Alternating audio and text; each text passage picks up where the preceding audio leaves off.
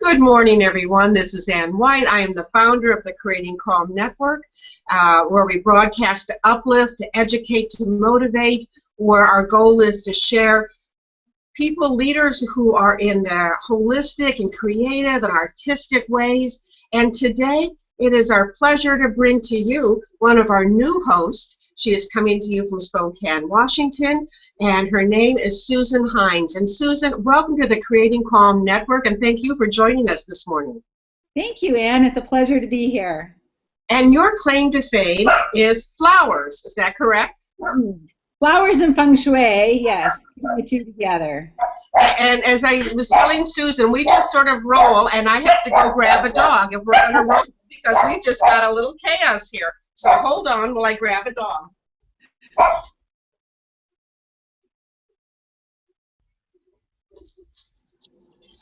Because this is real life, and this is how we do. So, Susan, you are in the floral business in Sheboygan. You know what? I'm going to be cutting this, Susan. Don't worry. This doesn't usually happen. You are in the floral business in Spokane, Washington. And one of the first questions I had when I was thinking about you is, whatever made you decide that this was your business, your calling? How did you get into flowers in the first place? Yeah, well, it really started for me as a little girl, a farmer's daughter growing up in the country, having parents who were very connected in nature. So I had a mother who was a wonderful gardener, very creative and resourceful, and it really started clear back then. Grandparents, grandmother who had beautiful rose gardens, and so working that just sort of naturally came to me throughout high school and younger years, doing corsages and flowers for people's weddings. And then as time went on, I developed a family, and, you know, flowers and gardening was sort of on the side. It was something I enjoyed growing and giving away, but it really wasn't a business. There was a lot yet that needed to be done in my life to help lay the foundation of what I was going to need to have the type of floral business I do have today. So that's really kind of how I got started with it. And your floral business is, I would say, unique in many ways.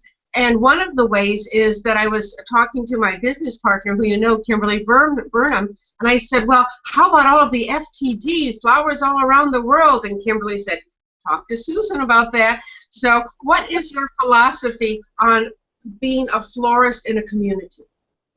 Yeah, I think that the FTD, telefloral florists, are wonderful, and they provide beautiful flowers for people.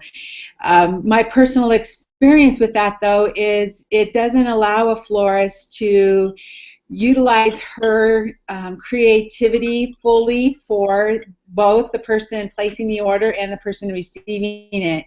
You aren't able to personalize your arrangements the way someone who's not having to stick with the workbook and do the formula just the way they want it is able to do. So being a florist who, for me, it's about that relationship. It's the relationship of building both with the customer, with the person receiving it, it's the relationship with the flower arrangement itself, being able to personalize your flowers so that it really holds the message and energy that you're wanting to give to the person.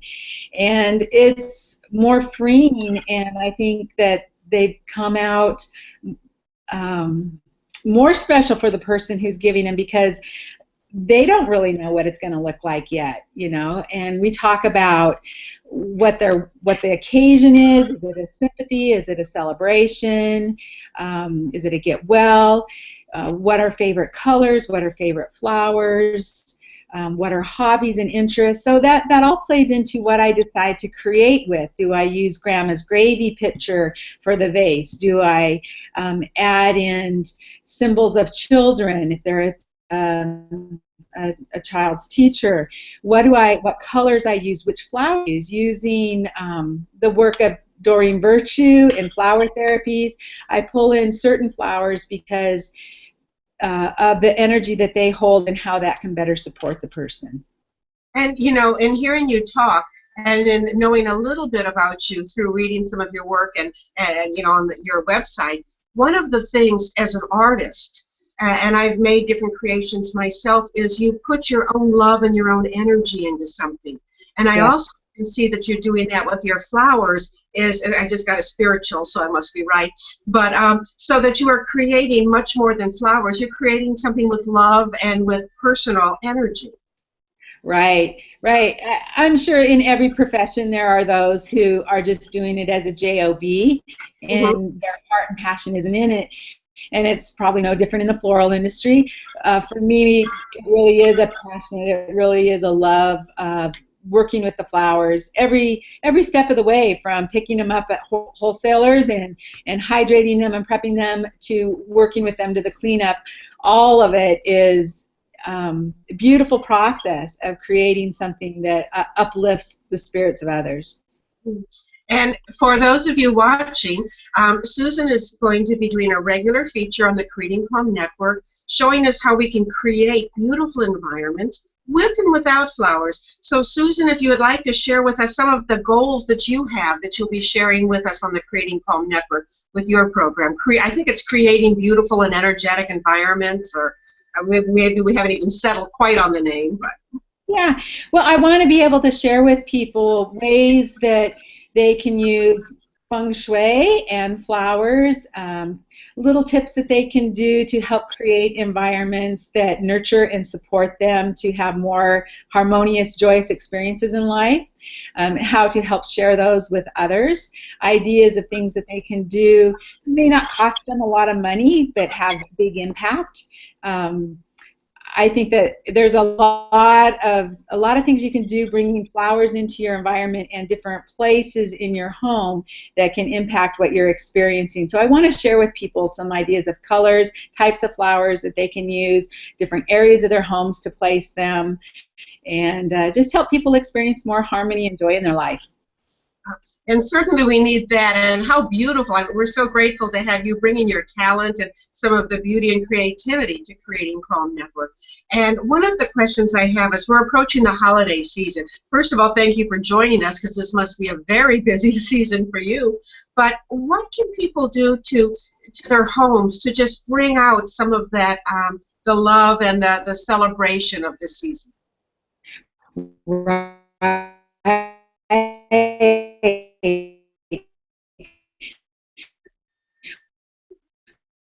Well,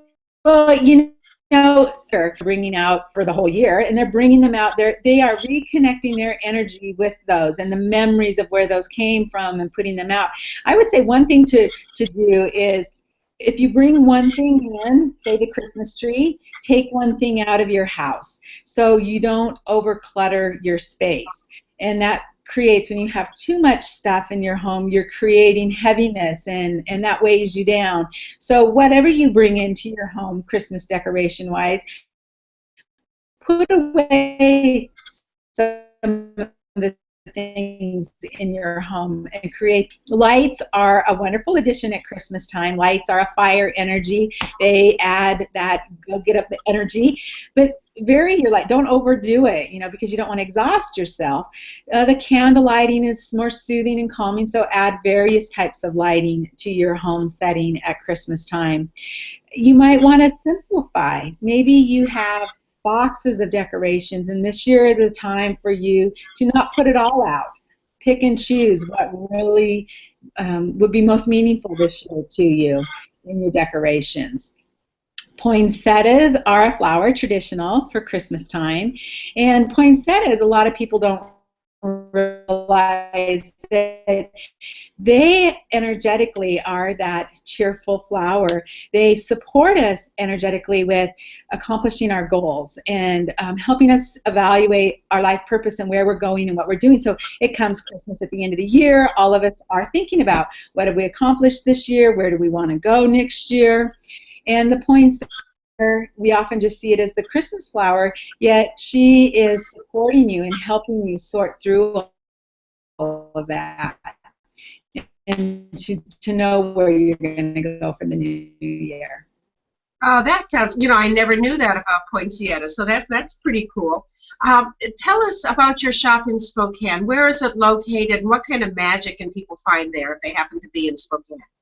Well, Anne, that's a good question because I don't have a local storefront shop in Spokane.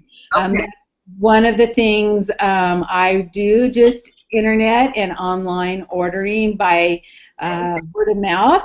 My shop is based out of my home, Mhm. and that for people, they can't find me in a storefront shop, but it's good for me in the sense that was one of the things I wanted, was because I wanted to continue my feng shui practice, my other areas of interest. I wanted to be able to design and provide florals, and I deliver throughout Spokane my work. But I wanted the freedom to be able to have the time to do other things that I wanted to do and not be tied down to being in a shop all of the time. So I do go to people. I take flowers for sale to different events, but they'll find me from my website, and it's more of a personal connection, one-on-one. I love it. And what's your website, your URL? The URL right now, it's suesptf.com, SUESPTF.com.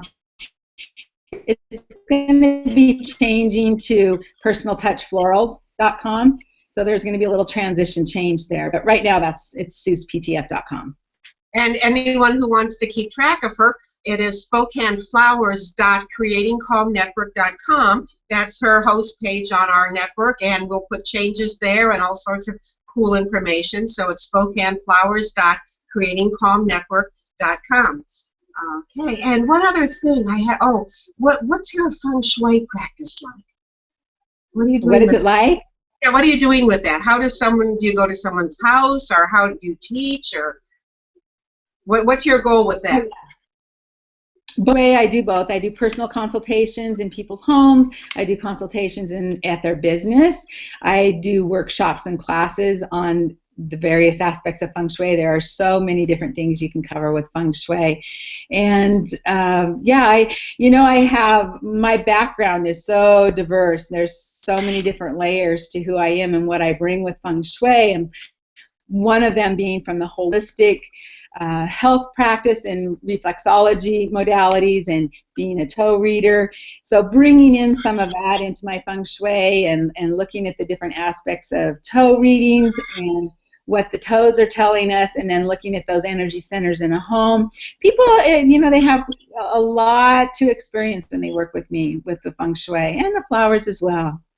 Oh, wow, I'm just really excited. And toe reading. See, I never knew. That's why I love my job, because I always meet interesting people and learn new things. I'm hoping you're going to do something for us on toe reading so I can learn that as well. But you are just a treasure trove of wonderful creative energy. So thank you for being part of the Creating Calm Network, Sue. Thank you. Thank you for having me, Anne. And we look forward to the shows and all the fun we're going to have learning from you. So, and anyone who is interested, our website is creatingcalmnetwork.com, and you will see Susan Hines there under Spokane Flowers. And we look forward to brightening your world with flowers and decorating ideas and energy and all sorts of great things. So, Susan, take care and have a beautiful rest of your day. Okay, thank you, Anne. You too.